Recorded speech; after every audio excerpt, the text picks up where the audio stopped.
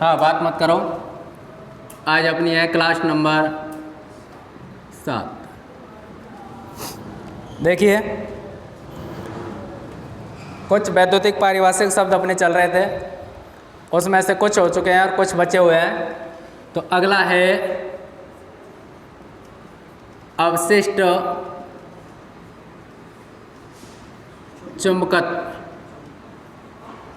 या अवशिष्ट चुंबक, इंग्लिश में रेजिडुअल मैग्नेटिज्म बोलते हैं। क्या बोलते हैं? रेजिडुअल मैग्नेटिज्म, अवशिष्ट चुंबक। देखिए, जैसे अपन भोजन करते हैं, भोजन करने के बाद में जो उसमें कुछ बच जाता है, जैसे अपन ने खाना खाया और खाना खाने के बाद में थाल में कुछ बच गया, तो उसको अपन क्या बोलते हैं? अवशिष्ट भोजन। क्या बोलते हैं?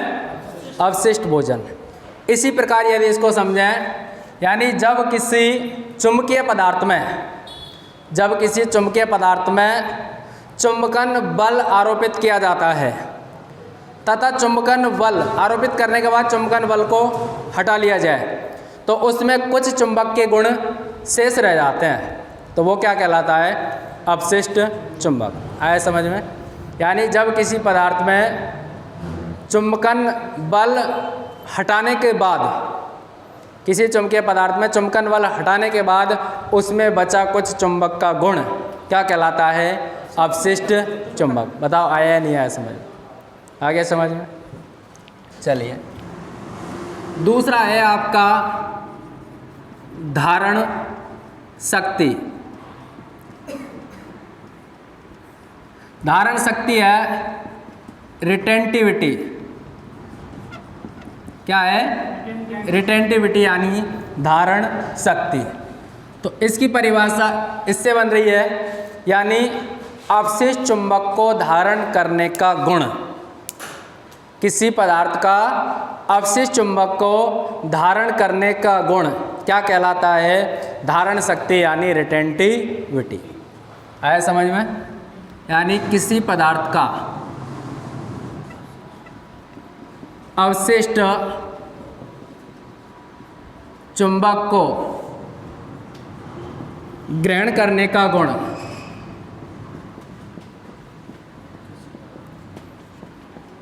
किसी पदार्थ का अवशिष्ट चुंबक को ग्रहण करने का गुण क्या कहलाता है? धारण शक्ति। बताओ, आया या नहीं आया समझ में?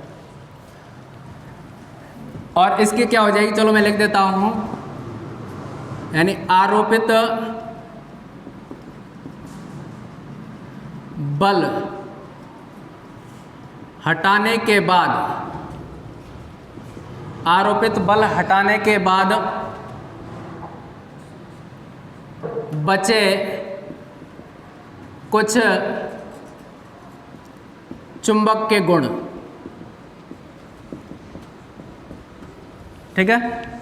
तो अवशिष्ट की परिभाषा क्या हो गई? यानी किसी पदार्थ पर आरोपित बल हटाने के बाद बचा चुंबक के गुण क्या कहलाते हैं? अवशिष्ट चुंबक। धारण शक्ति यानी रिटेंटिविटी किसे कहते हैं? अब किसी पदार्थ का अवशिष्ट चुंबक को धारण करने का गुण क्या कहलाता है? धारण शक्ति। अब देखिए, तीसरा है चुंबकीय संतृप्तता। क्या है? चुंबकीय संतृप्तता, जिसको अपन बोलते हैं मैग्नेटिक सैचुरेशन। क्या बोलते हैं? Magnetic saturation. इसको समझने के लिए जैसे मैं एक एग्जांपल देके बताऊं, जैसे कोई बच्चा दौड़ लगा रहा है, तो अपन उससे कहते हैं कि और जोर लगा, तो वो और जोर लगाता है। उससे और कहेंगे और जोर लगा, और जोर लगाता है वो, यानी उसकी स्पीड थोड़ी सी और बढ़ती है। फिर कहते हैं और जोर लगा, फिर और जोर लगाता है, थोड़ी स्पीड बढ़ती है, फिर और काग और जोर लगा, लेकिन फिर उसकी स्पीड नहीं बढ़ रही, यानी उसके अंदर जितनी ताकत थी उसने फुल ताकत लगा दी, यानी जोर वो खुद और जोर कर रहा है, लेकिन अब उसकी स्पीड नहीं बढ़ रही। लास्ट स्टेज हो गई, यानी उसका जितना जोर लगाना था उसने जोर लगाया, लेकिन उसकी स्पीड नहीं बढ़ रही। दूसरा उदाहरण देखिए यदि मैं समझाऊं, जैसे आपकी मोटरसाइकिल है, उसमें आपने एक्सीलेटर खींचा तो वो 50 पे पहुंच गया, और खींचा 60 पे हो गया, और खींचा 80 हो गया, और खींच रहे हो आप, लेकिन उसकी स्पीड अब 80 से ऊपर नहीं जा रही है। जैसे अपन उसकी स्पीड बांध देते हैं ना गाड़ियों की, अब वो 80 से ऊपर नहीं जा रही है, तो वो उसकी लास्ट स्टेज हो गई। इसी प्रकार यानी जब किसी पदार्थ में, या फिर हम कहें जब किसी पदार्थ की वह अवस्था जिसमें आरोपित बल में वृद्धि करने पर उसके चुंबकत्व के मान में कोई वृद्धि नहीं होती है, यानी यह आपकी कोई चुंबक है, इसमें अपन ने इस तरीके से वाइंडिंग लपेट रखी है, इसमें मैंने धारा का मान 10 एम्पियर कर दिया, तो इसमें मान के चलो 5 वेबर फ्लक्स हो गया, धारा का मान 15 एम्पियर किया और बढ़ गया, 20 किया और बढ़ गया, फिर मैंने इसको 30 एम्पियर कर दिया, लेकिन इसका 15 एम्पियर से अधिक नहीं बढ़ रहा है, यानी लास्ट स्टेज 15 एम्पियर हो गई इसकी। अब यदि मैं 30 भी करूं, 40 करूं, 50 करूं, लेकिन अब ये 15 से ऊपर नहीं जाए, क्योंकि अब ये इसकी जो लास्ट स्टेज थी, कैपेसिटी थी, वो पूर्ण हो चुकी है। अब यानी ये 15 वेबर फ्लक्स से ऊपर अधिक नहीं होगा। तो इसकी लास्ट स्टेज कोई एक स्टेज तो होगी, इसकी होगी कि नहीं होगी? तो अब कहने का मतलब यह है, यानी किसी पदार्थ की वह अवस्था, किसी पदार्थ की वह अवस्था जिसमें आरोपित बल के मान में वृद्धि करने पर चुंबकत्व मान में वृद्धि नहीं होती वह उसकी कौन सी अवस्था है? चुंबकीय संतृप्त अवस्था। ठीक है, यानी उसके मान में उसकी फुल कैपेसिटी हो गई, जितना उसमें चुंबकत्व बनना था वो बन गया। अब यदि उसके मान में हम वृद्धि करें तो क्या और बन सकता है? क्या नहीं बनेगा। यानी उसके आरोपित मान में यदि हम वृद्धि करना चाहें तो उसमें और आगे नहीं बनेगा। बताओ आया या नहीं आया समझ में? आगे क्लियर? जैसे ये आपकी कोई छड़ चुंबक है, इसमें हमने इसमें रगड़ के इसको चुंबक बनाया, जितनी इसकी कैपेसिटी थी वो उतनी इसमें चुंबक बन गई। अब यदि इसको हम खूब और भी रगड़ें तो बताओ इसकी कैपेसिटी के अनुसार इसमें और बढ़ सकता है? क्या नहीं बढ़ेगी। वो इसकी क्या हो गई? लास्ट स्टेज हो गई। तो वो है आप चुंबकीय संतृप्त, मैग्नेटिक सैचुरेशन। अगला है आपका चुंबकीय लीकेज। इंग्लिश में मैग्नेटिक लीकेज ही बोलते हैं। लीकेज का मतलब होता है क्षरण। क्या होता है? क्षरण। तो देखिए, यानी किसी चुंबक का वह फ्लक्स, किसी चुंबक का वह फ्लक्स जो उपयोग में नहीं आता है, क्या कहलाता है? Leakage flux. आए समझ में? जैसे अपना एक पाइप है, उस पाइप में से पानी लीकेज हो रहा है तो वो उपयोग में आ रहा है क्या? तो वो लीकेज हो गया, हुआ कि नहीं हुआ लीकेज? तो इसी प्रकार हम कह सकते हैं किसी चुंबक का वह फ्लक्स जो उपयोग में नहीं आता, वो कौन सा फ्लक्स है? Leakage flux. आया नहीं आया समझ में? आया कि नहीं आया समझ में? तो इसका समीकरण बन जाएगा φL। φL का मतलब है लीकेज फ्लक्स बराबर φT माइनस φU। समझना, U का मतलब है उपयोगी फ्लक्स, यूज, उपयोगी फ्लक्स, और इसका मतलब है टोटल फ्लक्स। मैं कहूँ कि टोटल फ्लक्स 15 वेबर है। टोटल कितना है? 15 वेबर। उसमें से काम आ रहा है कितना वेबर? 14। तो कितना बच गया? 1। जो बच गया वो काम नहीं आया, तो वो कौन सा फ्लक्स हो गया? Leakage flux. आया नहीं आया समझ में? यानी किसी चुंबक का वह फ्लक्स जो उपयोग में नहीं आता है, कौन सा फ्लक्स होगा? Leakage flux. तो हम बोल सकते हैं फाई एल बराबर phi T minus phi U. अगला है flux leakage factor. Flux leakage factor क्या है? इसकी परिभाषा देखिए, कुल फ्लक्स तथा उपयोगी फ्लक्स का अनुपात। कुल फ्लक्स तथा उपयोगी फ्लक्स का अनुपात क्या कहलाता है? Flux leakage factor. आया समझ में? कुल फ्लक्स तथा उपयोगी फ्लक्स। तो मैं फ्लक्स लीकेज फैक्टर बराबर लिख सकता हूं कुल फ्लक्स बटा उपयोगी फ्लक्स। बताओ समीकरण बन जाएगा कि नहीं बन जाएगा? ये परिभाषा से बन गया समीकरण। फ्लक्स लीकेज फैक्टर बराबर कुल फ्लक्स बटा उपयोगी फ्लक्स। आया नहीं आया समझ में? इस तरीके से लिख दूं मैं, फाई टी बटा फाई। बताओ आ गया समझ में? फ्लक्स लीकेज फैक्टर, कुल फ्लक्स तथा उपयोगी फ्लक्स के अनुपात को फ्लक्स लीकेज फैक्टर कहते हैं। फ्लक्स लीकेज फैक्टर बराबर कुल फ्लक्स बटा कुल वो उपयोगी फ्लक्स। अब ये जो समीकरण बना है वो परिभाषा से ही बना है, बन गया ना? चलिए अगला है चुंबकीय क्षेत्र सामर्थ्य। चुंबकीय क्षेत्र सामर्थ्य इंग्लिश में बोलते हैं इसको magnetic field strength. Magnetic field strength, या फिर इसका दूसरा नाम हो सकता है चुंबकीय क्षेत्र तीव्रता। इंग्लिश में इसको बोलते हैं मैग्नेटिक फील्ड इंटेंसिटी।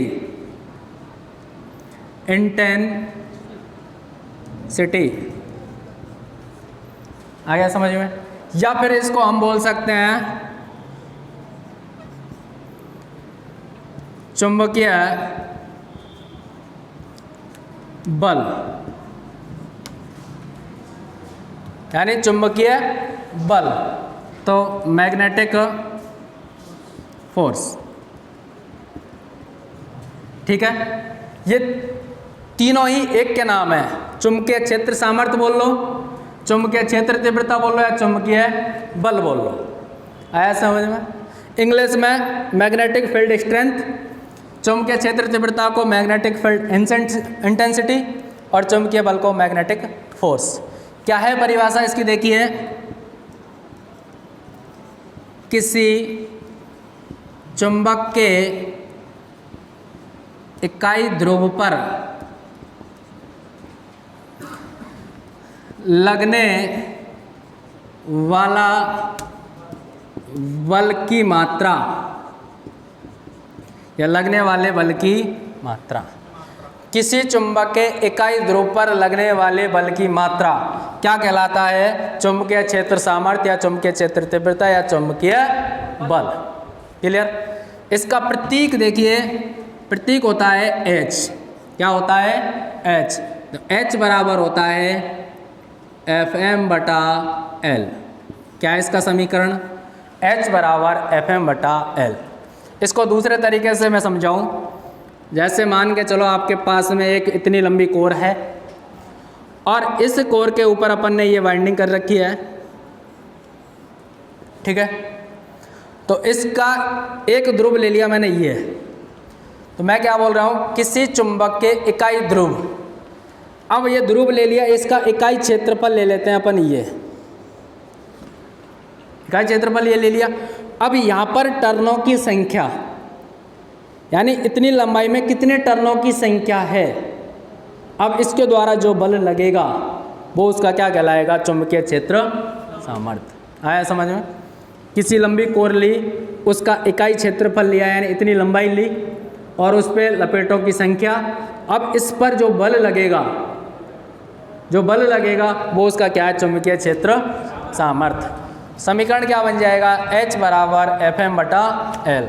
अब बताओ इसका मात्रक क्या हो जाएगा, प्रतीक में लिख सकता हूँ क्या, प्रतीक क्या है H, मात्रक बताओ क्या होगा, Fm का क्या होता है, एम्पियर टर्न, और लंबाई का मीटर, तो क्या हो जाएगा, वेरी गुड, एम्पियर टर्न प्रति मीटर। बताओ आया या नहीं आया समझ में, आ गया समझ में, कोई दिक्कत? ऊपर के मिटा दूं मैं, मिटा दूं क्या?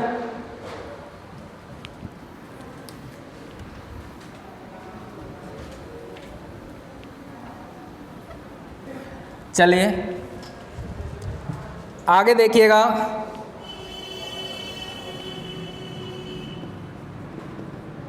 चुंबकीयशीलता, इसको बोलते हैं परमिएबिलिटी। परमिएबिलिटी क्या बोलते हैं, परमिएबिलिटी, चुंबकीयशीलता या परमिएबिलिटी भी बोल देते हैं। कट गया, थोड़ी सी लाइन सही नहीं बनी।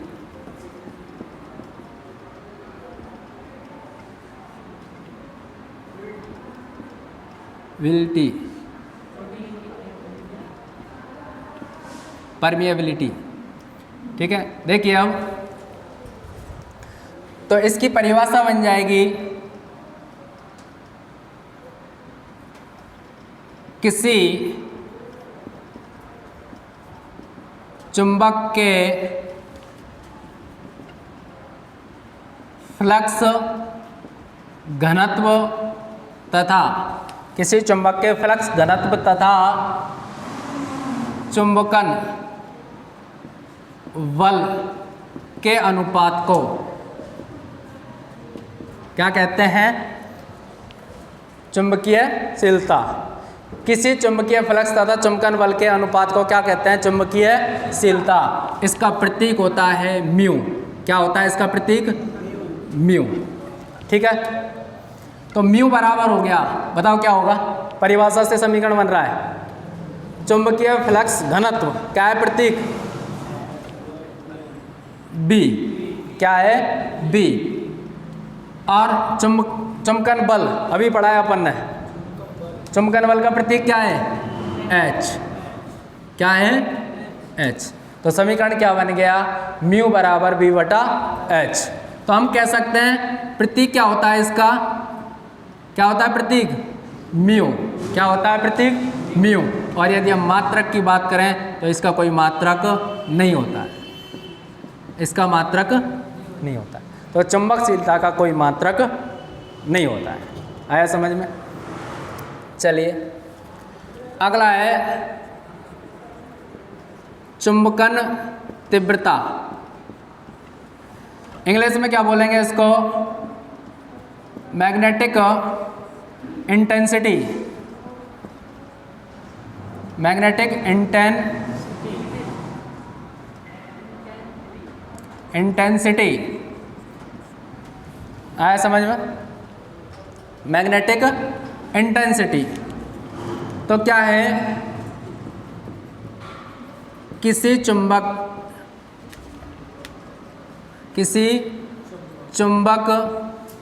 के प्रति इकाई ध्रुव शक्ति, किसी चुंबक के प्रति इकाई ध्रुव शक्ति। कहने का मतलब ये है, ये आपका कोई चुंबक है, इसके एक इकाई ध्रुव की जो शक्ति है वो क्या कहलाएगी, क्या कहलाएगा, चुंबकन तीव्रता। तो किसी चुंबक की प्रति इकाई ध्रुव शक्ति क्या कहलाती है, चुंबकन तीव्रता। इसका प्रतीक होता है आई। क्या होता है? आई। क्या होता है इसका प्रतीक? आई। तो किसी चुंबक के प्रति इकाई ध्रुव शक्ति क्या कहलाती है? चुंबकन तीव्रता। प्रतीक क्या होता है? आई। आई बराबर होता है m/a। आई बराबर होता है m/a। m का मतलब है ध्रुव सामर्थ्य और a का मतलब होता है इकाई क्षेत्रफल। यदि हम प्रतीक की बात करें तो इसका प्रतीक होता है I और मात्रक होता है इसका वेबर प्रति मीटर स्क्वायर। तो बताओ वेबर प्रति मीटर स्क्वायर किसका मात्रक था? चुंबकन तीव्रता का तो है ही है। एक और मात्रक आया था, किसका मात्रक था बताओ? बी का, चुंबकीय फ्लक्स घनत्व का। किसका था? चुंबकीय फ्लक्स घनत्व का। अब देखिए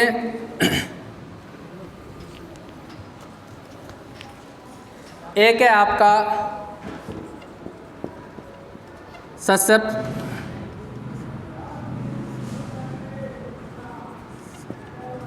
ससेप्टिबिलिटी।